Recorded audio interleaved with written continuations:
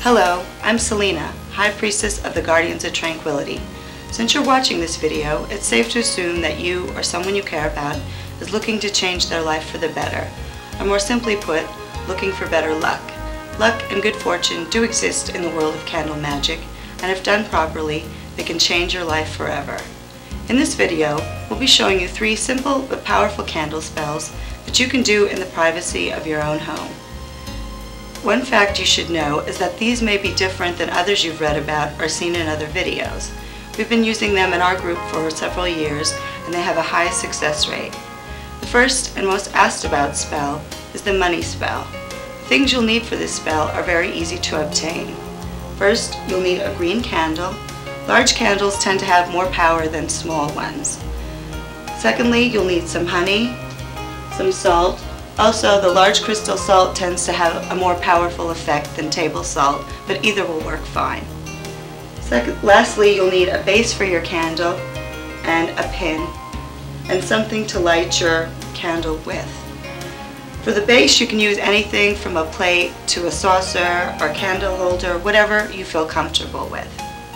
Then pick up the candle. In the back, carve the kind of currency that you desire, such as dollars, yen, pounds, whatever you want. Place the pin down, set the candle here, and take some honey, pour it into your hand, and gently rub it into the candle. Place some honey onto the base.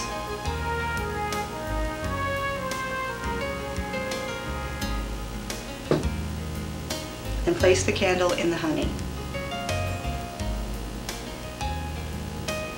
Then take the salt and place it all around the base of the candle.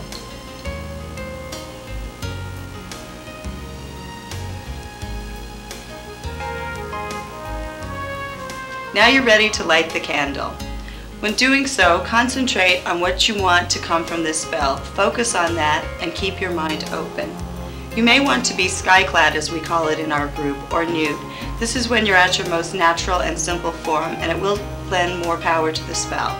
But it's totally up to you, whatever you feel the most comfortable with. Now light the candle and keep concentrating and focusing on the things that you want to come from the spell. Concentrate and focus on the candlelight. Keep doing so for at least 15 minutes. When you feel comfortable enough to leave the candle to burn naturally, you can go ahead and do so. When it's finished burning, just discard the melted wax and you'll be ready to start your next spell. I'd like to take this time now to introduce you to 2 more members of the Guardians. This is Tony. Hi. And this is Jamie. Hello. We'd like to remind you to maintain a harmonious balance with nature and the things around you. Remember that tranquility is not only a thing of the mind, but of nature as well. If you're watching this tape to learn about candle magic and what it can do for you, please don't forget to give back some of the good that it can bring you. Help keep your local parks clean and learn about recycling. Remember, nature has as much a right to live as any human being. Or any animals. Killing animals for fun or sport is total nonsense and a wasted effort. If the time spent murdering defenseless animals were used to help them, there wouldn't be as many endangered species as there are now. Since most of you who are taking the time to watch this video already feel the same way about nature, and for those of you who don't, we felt it was important to let you know how we stand on these issues. This is an instructional video and we're the ones teaching you these techniques. Now sit back and get ready for your next spell.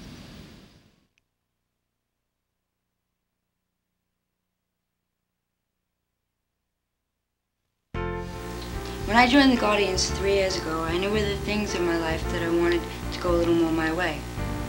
Since it wasn't just one thing, but a few, I've chosen a spell for good luck. Since this spell has always worked for me, this is the one that I've chosen for you. What you will need is a white candle. A white candle represents purity. You will also need honey, corn oil, salt, and of course a candle base, matches, or a lighter. The rituals and frame of mind on all candle spells are the same as Selena has already taught you. Now, take the candle, pour olive oil in your hand, and rub it into the candle.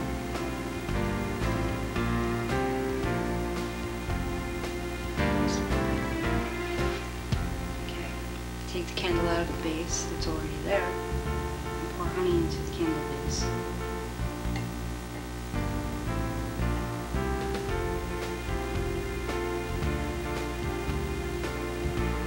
Place the candle in the base.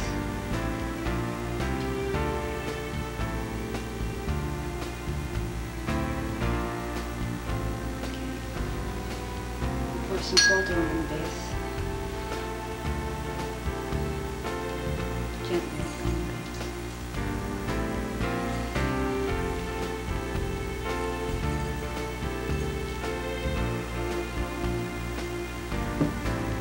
And then it's time to light your candle.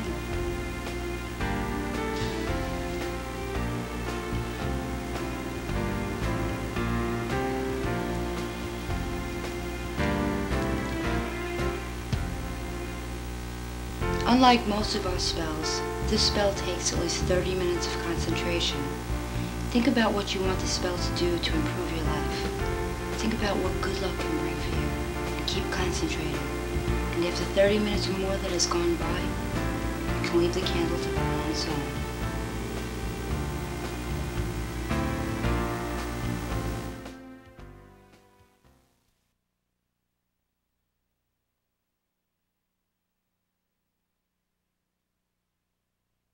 Hi, I'm Chris Edwards, High Priest of the Guardians of Tranquility. I'm going to show you today how to work with the tarot cards. I will show you basically the major arcana and the lesser arcana. The lesser arcana consists of 4 different suits, all of which go from the ace to the 10. The lesser higher arcana are the page, the knight, the king, and the queen. The major arcana consists of the Fool, the Magician, the High Priestess, the Empress, the Emperor, the Hierophant, the Lovers, the Chariot, Strength, the Hermit, the Wheel of Fortune, Justice, the Hangman, Death, Temperance, the Devil, the Tower, the Star, the Moon, the Sun, Judgment, and the World. When usually you're doing a tarot reading, it's best that you have the person with you. It's easier that way. This way the person can shuffle the cards and give their own essence into the cards. Also, when I tend to do a reading, I tend to have the 4 elements. Air, which is always around you. Earth, I will use a crystal for.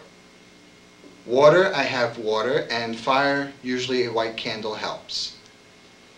In dealing with the tarot cards, I must shuffle the cards so that they become slightly disarranged from their original state. This way, no 2 readings can always turn up the same way. Also, you need to pick a significator. A card which basically represents the person that you are doing a reading for. I need a person to do a reading for.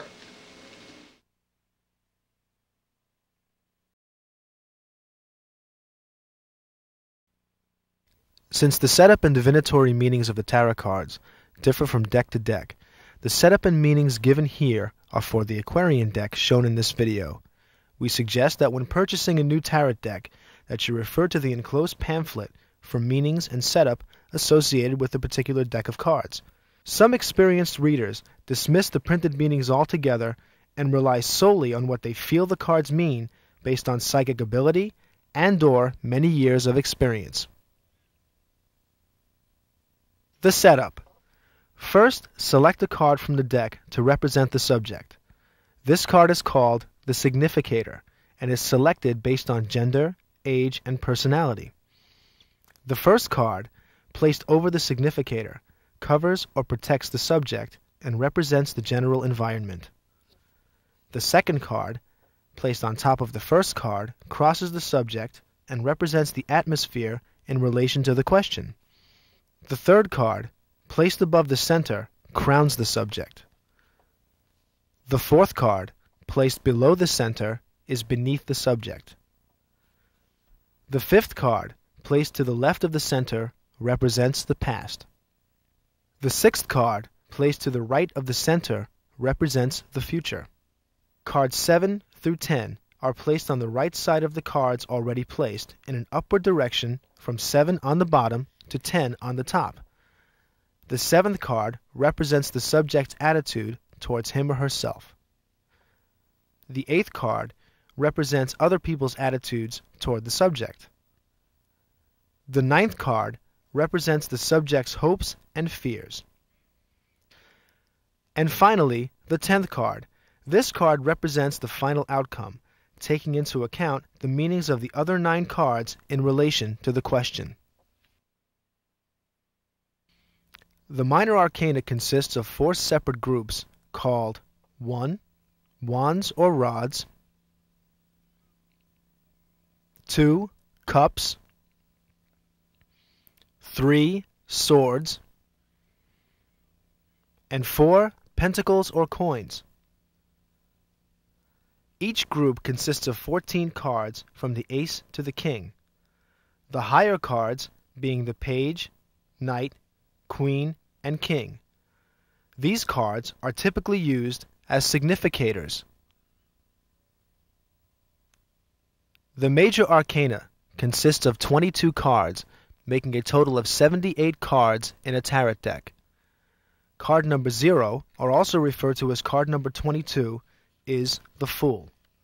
The Fool generally refers to extravagance, intoxication, or walking in head first without thinking about what you're doing. Card number 1, the Magician, refers to skill, self-confidence, and mastery of a craft. Card number 2, the High Priestess, refers to secrets, refers to tenacity, wisdom, and refers to a strong female presence. Card number 3, the Empress, refers to initiative and fruitfulness. Card number 4, the Emperor, stability, power, and conviction. Card number 5, the Hierophant, refers to captivity, servitude, and inspiration. Card number 6, the Lovers, refers to attraction, love, and beauty. Card number 7, the Chariot, refers to providence, war, triumph. Card number 8, Strength, sometimes referred to as a woman, sometimes referred to as a male. Courage, energy, and strength. Card number 9, the Hermit, refers to prudence, corruption. Card number 10, Wheel of Fortune, refers to destiny, fortune, and success. Card number 11, Justice, refers to equity and rightness. Card number 12, the Hangman, refers to wisdom.